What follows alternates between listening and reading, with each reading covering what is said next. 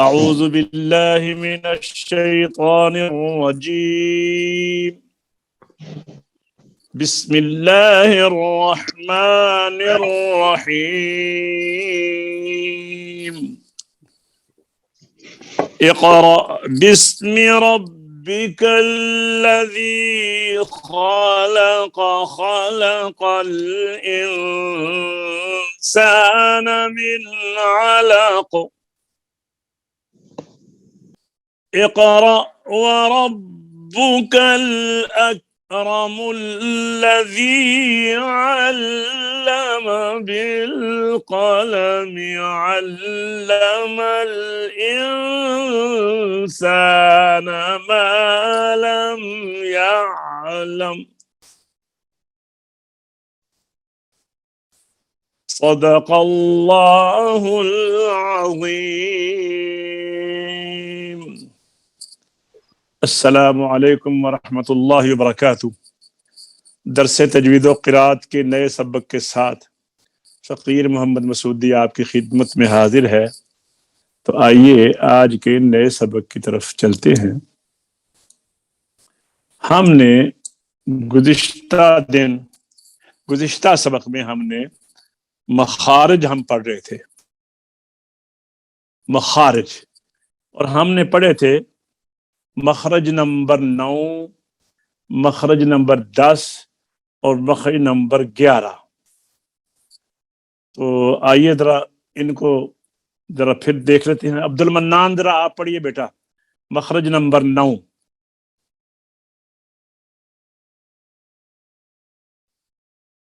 عبد المنان جی قاری صاحب پڑھیے نا مخرج نمبر 9۔ مخرج نمبر 9 لام کا ہے کہ زبان کا کنارہ ماں کچھ حصہ حافہ جب ثنایا اور رباعی اور انیاب اور ضاحک کے مسوڑوں سے کسی قدر مائل تالو کی طرف ہو کر ٹکر کھائے، خواہ داہنی طرف سے یا دائیں طرف سے یا بائیں طرف سے، اور دائیں طرف سے آسان ہے اور دونوں طرف سے ایک دفعہ میں نکالنا بھی صحیح ہے۔ اچھا، اب اس میں دیکھا آپ نے کہ اس میں ثنایا سامنے والے دانت، اس کے بعد رباعی، انیاب اور ایک داڑھ، اس کے اوپر تالو کے ساتھ زبان کا کنارہ اور تھوڑا سا حصہ لگتا ہے۔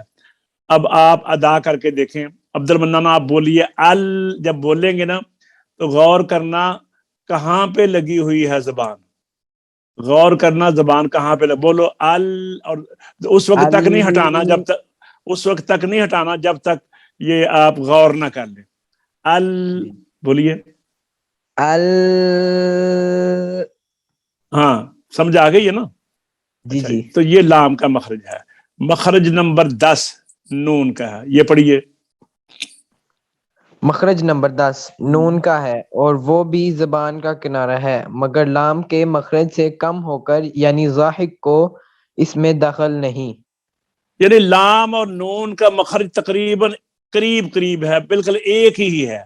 فرق یہ ہے کہ لام میں ایک داڑھ کے ساتھ جو اوپر تالو ہے زبان وہاں پر بھی لگتی ہے، نون میں وہ نہیں لگتی ایک داڑھ، یعنی اس کا مخرج لام سے تھوڑا سا کم ہو جاتا ہے۔ ضاد کا تو بہت بڑا ہے نا، 5 داڑھوں کے برابر اوپر تالو کے ساتھ زبان کا کروٹ لگتی ہے۔ لام میں کروٹ کا تھوڑا سا حصہ جو ظاہر کے سامنے اور باقی دانتوں کے سامنے جو کنارہ ہے وہ لگتا ہے اوپر۔ اور را کے اندر بھی نون کے مخرج والا ہی ہے، لیکن را میں زبان کی پشت، وہ حصہ زبان کا جو ہم ٹیسٹ ذائقہ چیک کرنے کے لیے انگلی سے لگاتے ہیں زبان کے اوپر، اس کو زبان کی پشت کہتے ہیں یا زہر لسان کہتے ہیں۔ را میں اس کا عمل بھی ہو جاتا ہے۔ اب آپ ادا کر کے دیکھیں، ار بولیے، ار، آپ نے دیکھا کدھر لگا ہے؟ ہاں، یہ چیز نہیں پیدا کر، یہ نہیں، اس میں ہلکی سی کپ کپاہٹ آئے۔ ار، ار بولیے، ار، زیادہ لمبا نہیں کرنا، ار، اور ہاں، الرحمن، دیکھیے اوپر شاد آ گئی ہے نا, شاد کی وجہ سے تھوڑا دبایا ہے نا تو تھوڑی سی زیادہ کپاہٹ ہوئی ہے. یہ الرحمن. ٹھیک ہے حاجی صاحب ذرا آپ پڑھیے مخرج نمبر 11 کا. مخرج نمبر 11 را کا ہے اور وہ نون کے مخرج کے قریب ہے مگر اس میں پشت زبان کو بھی دخل ہے. ان تینوں حروف کو یعنی لام اور نون اور را کو طرفیہ اور زلقیہ کہتے ہیں. طرفیہ اس لیے کہتے ہیں کہ طرف لسان, ہم کہتے ہیں زبان کا کنارہ, آپ انگلش والے کارنر کہتے ہو, اور عرب جو ہیں وہ طرف کہتے ہیں, اطراف طرف. زبان کا کنارہ وہ کنارہ جو پتلا ہے, پتلا اور نرم ہے, اس وجہ سے اس کو زلق بھی کہتے ہیں, یعنی زبان کے اس حصے کو زلق بھی کہتے ہیں. تو چونکہ یہ حروف کی ادائیگی میں زبان کی جو کارنر ہے, کنارہ ہے, طرف ہے, اس کو ہم استعمال کرتے ہیں, تو اس لیے اس کو طرفیہ اور زلقیہ ہم کہتے ہیں. کتابوں میں ایسے ہی لکھا ہے. اب آئیے آگے مخرج نمبر 12 آج ہم پڑھتے ہیں. مخرج نمبر 12 فا اور دال اور تا کا ہے. بولیے جی صاحب. مخرج نمبر 12 تا اور دال اور تا کا ہے, یعنی زبان کی نوک اور ثنایا علیہ کی جڑ, اور ان تینوں حروف کو نطعیہ کہتے ہیں. نطعیہ کہتے ہیں. ان کو نطعیہ کہتے ہیں. اچھا جی, اچھا یہ نطع کسے کہتے ہیں؟ یہ آپ نے دیکھا ہے کہ اوپر تالو کے اندر سلوٹیں پڑی ہوئی ہیں, جہاں سے مسوڑے ختم ہوتے ہیں نا, سامنے والے دانتوں کے مسوڑے ختم ہوتے ہیں نا, تو وہاں پر پنجابی جیسی ٹب کھڑبے کہنے, وہاں پر سلوٹیں پڑی ہوئی ہیں.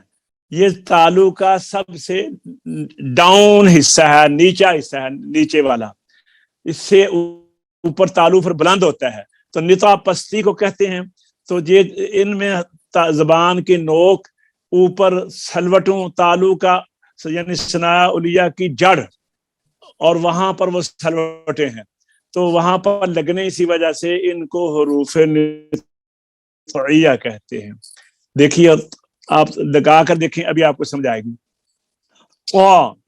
دال, دال تو نیچے سے بھی نکل آتی ہے, تا بھی ثناء علیہ کے کنارے سے بھی نکل آتی ہے, لیکن چونکہ طا نیچے سے نہیں نکلتی, اس کے لیے زبان اوپر ہی لگانا پڑے گی, اور دال اوپر سے بھی نکل سکتی ہے, تا اوپر سے بھی نکل سکتی ہے. یہ ایسے ہی ہے کہ ایک دکان سے تمام سودے مل جاتے ہیں, اور کچھ چیزیں جو ہیں وہ کسی اور دکان سے بھی ملتی ہیں, تو دونوں جگہ پہ, لیکن ایک سودا ایسا ہے کہ وہ ایک ہی دکان سے ملتا ہے, تو ہم پھر جا کر ایک ہی دکان سے جہاں سے وہ ملتا ہے, دوسرے جو ہماری ضروریات کی چیزیں ہیں وہیں سے خرید لیتے ہیں. اسی طرح یہ طا جو ہے, یہ زبان کی نوک اگر ثنایا علیہ کے نیچے سرے کے ساتھ لگے تو نہیں نکل سکتا طا, لیکن دال اور تا ادھر سے نکل سکتا ہے, لیکن طا اوپر لگے گا جہاں پر یہ سلوٹیں ہیں تالو کی, تو اس وجہ سے دال بھی وہاں سے نکل سکتا ہے, یہ تا بھی وہاں سے نکل سکتا ہے. تو اس لیے یہ مخرج وہی مقرر کیا کہ زبان کی نوک ثنایا علیہ کی جڑ, اوپر جڑ کے ساتھ جو تالو ہے, اور وہ وہی ہے جہاں پر یہ سلوٹیں پڑی ہوئی ہیں, تو ان تینوں کو حروف نطعیہ کہتے ہیں. پڑھیے آج صاحب پھر ذرا. جی مخرج نمبر 12 فا اور دال اور تا کا ہے, یعنی زبان کی نوک اور ثنایا علیہ کی جڑ, اور ان تینوں حروف کو نطعیہ کہتے ہیں. مخرج نمبر 13 سمجھ آ گئی ہے جی؟ ایک منٹ ذرا ہاں جی,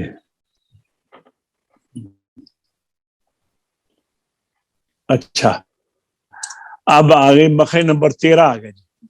مخرج نمبر 13 پڑھیے جی. سب تھوڑا نیچے جی, آگے جی آگے مخرج نمبر 13. مخرج نمبر 13 ذا اور ذال اور ثا کا ہے، اور وہ زبان کی نوک اور ثنایا علیہ کا سرا ہے، اور ان تینوں حروف کو لسویہ کہتے ہیں۔ لسویہ، اچھا اب یہ بات رکھے، جو غا ہے نا، غا، اس میں ثنایا علیہ کا اوپر والا سرا ضروری ہے۔ ثنایا علیہ کا جو مسوڑوں کے ساتھ اندر کی طرف مسوڑوں کے ساتھ ہے نا، وہاں سے غا نکلتا ہے۔ زال نیچے سے بھی نکل سکتا ہے، تھا نیچے بھی نکل سکتا ہے، لیکن اوپر سے بھی نکل سکتا ہے۔ تو جس طرح طا کی وجہ سے ثنا اور تا اور دال کا مخرج بھی ثنایا علیہ کی جڑ بیان کیا گیا ہے، اسی طرح غا کی وجہ سے ذال اور ثا کا بھی ثنایا علیہ کا وہ سرا جو مسوڑوں کے ساتھ لگا ہوا ہے اندر کی طرف، اس سے وہ مراد ہے۔ ایسا پھر پڑھ لیجیے مخرج نمبر مخرج 13۔ نمبر 13 ذا اور ذال اور ثا کا ہے، اور وہ زبان کی نوک اور ثنایا علیہ کا سرا ہے، اور ان تینوں حروف کو لسویہ کہتے ہیں۔ اچھا، لسا کہتے ہیں مسوڑے کو، یاد رکھیں لسا کہتے ہیں مسوڑے کو۔ تو مسوڑوں کے قرب کی وجہ سے، کہ کہاں آگے لگانا تو ہے نا ثنایا علیہ کے سرے کے ساتھ، مسوڑے سے ذرا نیچے، تو اس لیے وہ چونکہ مسوڑے کے قریب ہے، لہذا بلکہ نام چونکہ لسا رکھا ہے تو اس سے یہ بھی معلوم ہو گیا کہ ثنایا علیہ کا وہ کنارہ ہے جو مسوڑے کے ساتھ ہے۔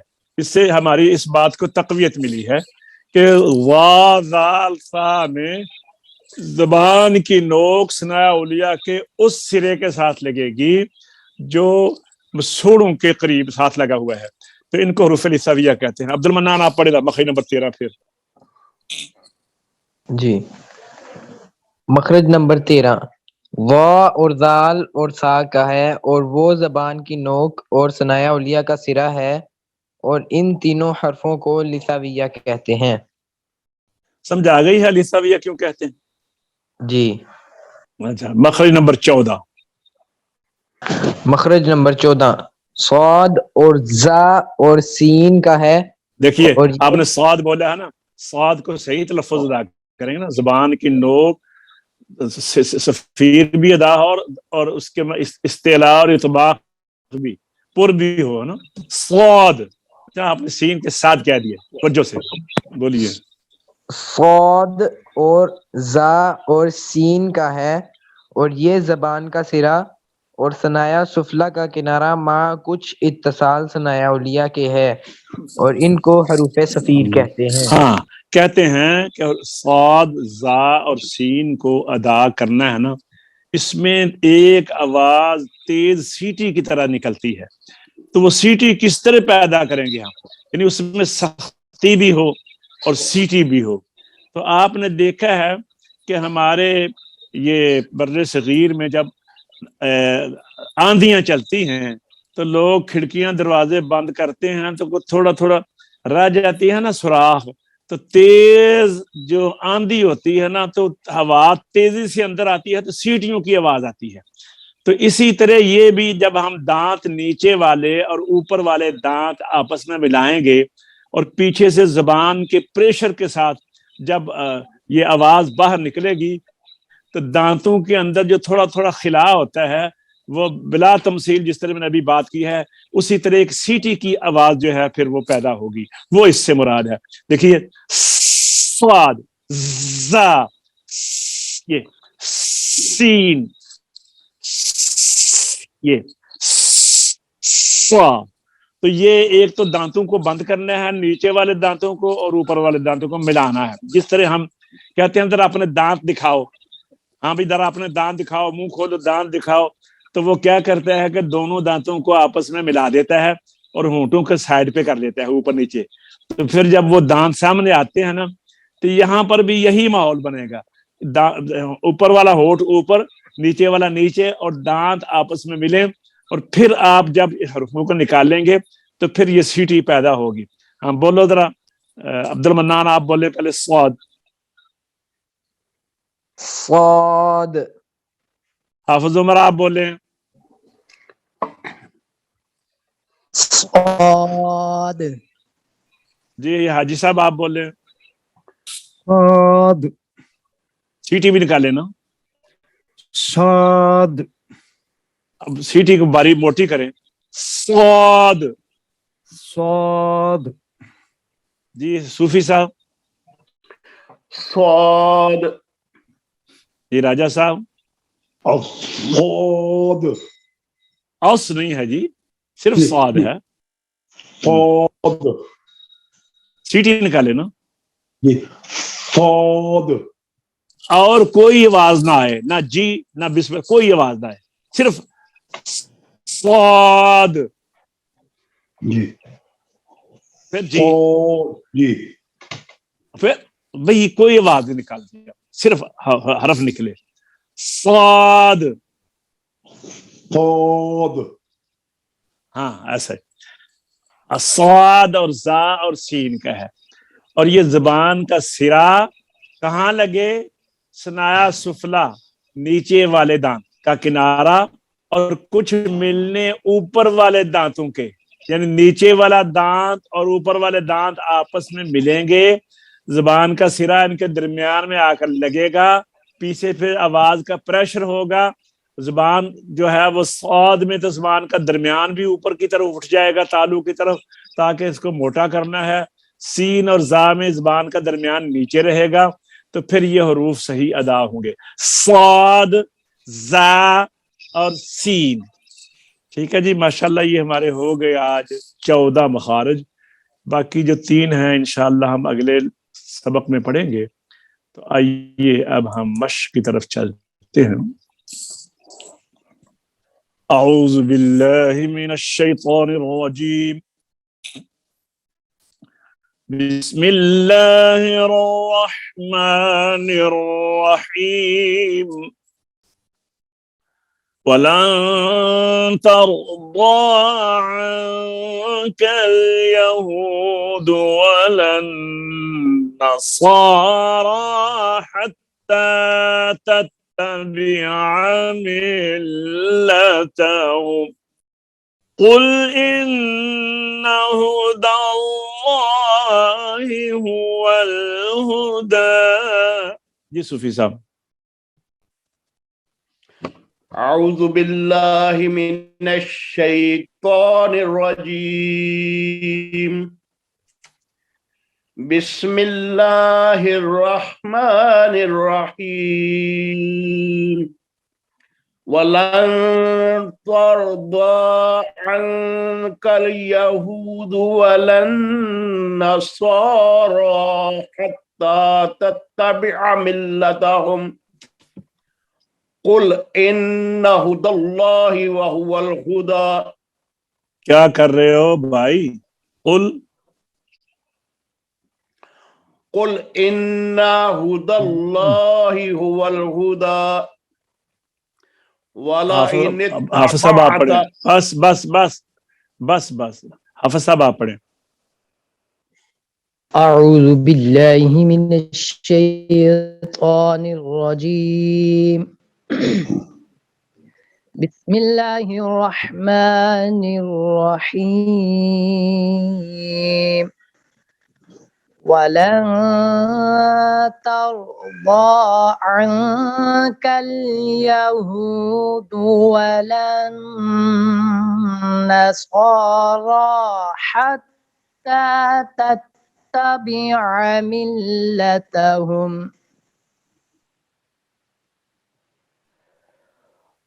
قل إن هدى الله والهدى. حافظ صاحب کیا ہو گیا؟ آپ کو نظر نہیں آ رہا؟ غور سے پڑھیں, دھیان سے. إن هدى الله هو الهدى. آپ نے حفظ کیا ہوا پہلا اسپر, اوپر سے دیکھ کر غلط پڑھ رہے ہیں. استغفر اللہ. یہ تو آپ کی توجہ کی ہے نا, یہ اتنی توجہ ہے آپ کی. ہاں پڑھیے حاجی صاحب, آپ پڑھیے. أعوذ بالله من الشيطان الرجيم بسم الله الرحمن الرحيم ولن ترضى عنك اليهود ولا النصارى حتى تتبع ملتهم پھر پڑھیے ولن ترضى عنك اليهود ولا النصارى حتى تتبع ملتهم قل إن هدى الله هو الهدى. راجہ صاحب آپ دو لفظ کر کے پڑھیں. اعوذ باللہ من الشیطان الرجیم بسم اللہ الرحمن الرحیم جب بھی ٹھہریے راجہ صاحب، جب بھی سانس لینا تو آپ 3 دفعہ سانس لے کر آگے پڑھیں، 1 دفعہ نہیں. اچھا پھر آپ کا مسئلہ سے ہوگا. ہاں جی. ولن ترضى عنك اليهود ولا النصارى.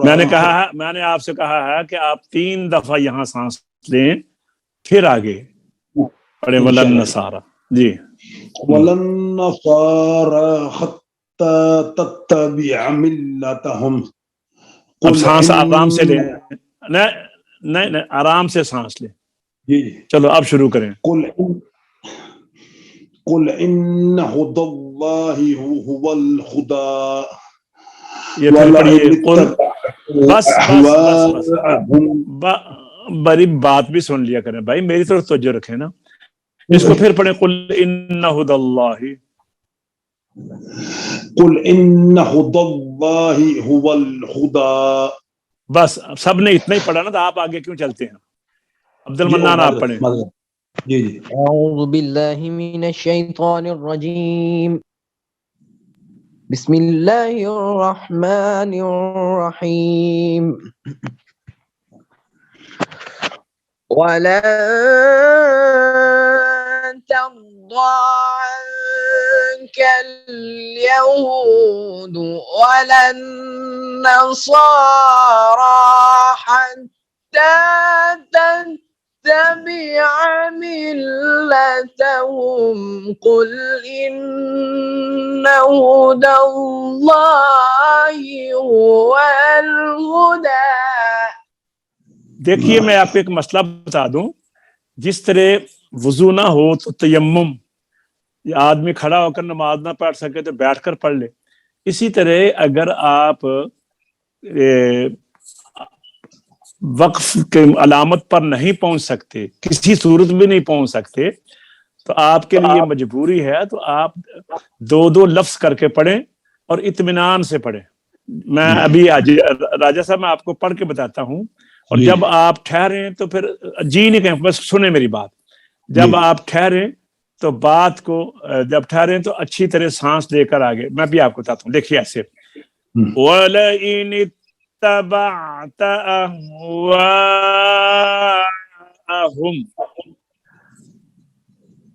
بَعْدَ الَّذِي جَاءَكَ مِنَ الْعِلْمِ مَا لَكَ مِنَ اللَّهِ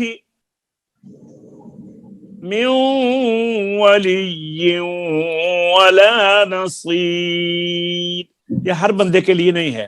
آپ کی چونکہ معذوری ہے کہ آپ کی زبان میں وہ اتنی روانی نہیں ہے، اور اس لیے یہ آپ کے لیے ہے. آپ جیسے جو بزرگ لوگ ہیں، بوڑھے لوگ ہیں، وہ اگر ایک حرف کر کے بھی پڑھیں گے تو مقصد تو تلاوت ہے نا. تو یہ ہاں جیسے یہ عبد المنان ہے یا حافظ صاحب ہیں، حاجی صاحب ہیں، ان کے لمبے سانس ہیں، یہ جوان لوگ ہیں، تو یہ اگر جا کر ٹھہرتے ہیں کسی علامت پر تو ان کے لیے وہ پابندی ہے، صوفی صاحب کے لیے، میرے اور آپ کے لیے نہیں ہے. اچھا اب پڑھتے ہیں وَلَئِنِ اتَّبَعْتَ أَهْوَاءَهُمْ بعد الذي جاءك من العلم ما لك من الله من ولي ولا نصير. یہ راجا صاحب کے لیے میں نے بتایا ہے. ابھی میں نارمل پڑھتا ہوں. وَلَئِنِ اتَّبَعْتَ أَهْوَاءَهُمْ بَعْدَ الَّذِي جَاءَكَ مِنَ الْعِلْمِ مَا لَكَ مِنَ اللَّهِ مِنْ وَلِيٍّ وَلَا نصیر. جی حج سے پڑھیے. اچھا وَلَعَنِ اتَّبَعْتَ والائی نہیں حج سے والائی اتبعت. ہاں آپ ولا آپ پڑھ گئے تھے. ہاں وَلَئِنِ اتَّبَعْتَ أَهْوَاءَهُمْ بَعْدَ الَّذِي جَاءَكَ مِنَ الْعِلْمِ مَا لَكَ مِنَ اللَّهِ مِنْ وَلِيٍّ ما لَكَ ٹھیک مِنَ ہے. اللَّهِ مِنْ وَلِيٍّ وَلَا نَصِيرٍ. رید قلقلہ نہیں حرام ہے. نصیر نہیں نصیر. ما لك من الله من ولي ولا نصير. صوفی حافظ صاحب ولئن اتبعت أهواءهم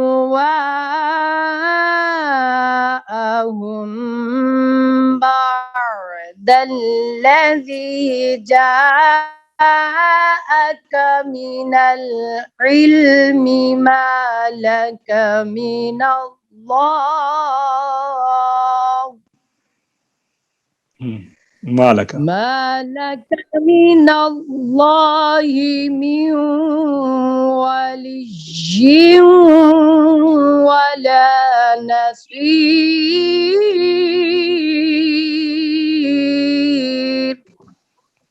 یہ صوفی صاحب. وَلَئِنِ اتَّبَعْتَ أَهْوَاءَهُمْ بَعْدَ الَّذِي جَاءَكَ مِنَ الْعِلْمِ مَا لَكَ مِنَ اللَّهِ مِنْ وَلِيٍّ وَلَا نَصِيرٍ. جی راجا صاحب. وَلَئِنِ اتَّبَعْتَ أَهْوَاءَهُمْ بَعْدَ الَّذِي جَاءَكَ نہیں آپ بعد الذی پہ ٹھہرے. وَلَئِنِ اتَّبَعْتَ شروع کر کے بعد الذی اور پھر الذی جاءَکَ مِنَ العلم پہ ٹھہرے. جی وَلَئِنِ اتَّبَعْتَ أَهْوَاءَهُمْ بَعْدَ الَّذِي جَاءَكَ مِنَ الْعِلْمِ مَا لَكَ مِنَ اللَّهِ مِنْ وَلِيٍّ وَلَا نَصِيرٍ. عبد المنان پڑھو جی. ولئن اتبعت أهواءهم بعد الذي جاءك من العلم ما لك من الله من ولي ولا نصير.